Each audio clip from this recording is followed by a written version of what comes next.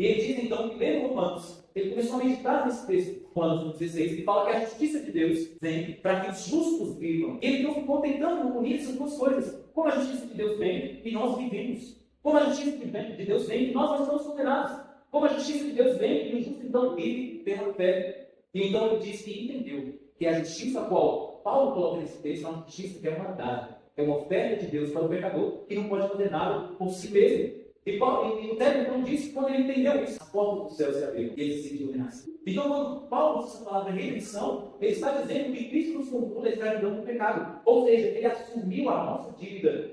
Por isso que o texto então diz, irmãos, que Deus propôs o sangue de Cristo, versículo 25, como propiciação. Ou seja, Deus é apaciguado na sua ira contra o nosso pecado pelo sangue do seu Filho. E assim o versículo diz que ele manifesta a sua justiça.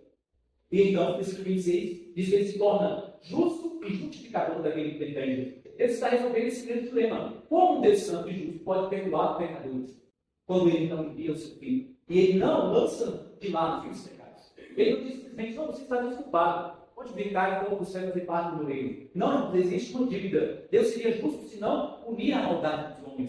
Aqueles que o negam, aqueles que devem seus pecados, aqueles que adoram eles, aqueles que aparentemente acham que são bons sendo pecadores, aqueles que acham que podem comprar o favor de Deus por meio da religião. Deus, então, é apaziguado não por esses artifícios humanos, mas por meio do sangue vencedor do seu Filho. Deus nos salva, irmãos, não porque Ele nos desculpa, não porque você é fofinho e bonitinho, não porque você é melhor do que outros que estão lá fora, mas porque a graça dele o alcança. E quando nós cremos nele, então, os méritos de Cristo, irmãos, mereceu a glória, mereceu o louvor dos homens, ele recebeu a humilhação, ele recebeu a condenação. E então, porque ele recebeu a vergonha e a humilhação, porque ele recebeu a condenação, sofrendo a ira de Deus na cruz, Deus pode nos dar aquilo que é de Deus. Agora, então, essa salvação é uma declaração que você é justo porque Jesus pegou o seu pecado, a sua maldade, as suas blasfêmias contra ele e colocou sobre o seu Filho. Ele pegou a justiça do Filho dele, a bondade, a graça, as boas obras e colocou sobre você.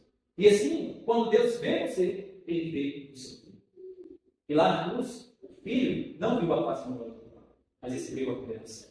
Então, irmãos, o Evangelho é essa maravilhosa notícia de que nós não podemos fazer nada por nós mesmos, mas se colocarmos nossa fé em Cristo, aquilo que era dele passa a ser nosso. Por isso que os teólogos costumam dizer que nós, quando recebemos a oferta do Evangelho, nós somos como mendigos, que não tem nada a oferecer, mas que tem mãos vazias, que nada pode ofertar, mas estão abertos, prontos a receber. E a fé é essa confiança simples em Cristo.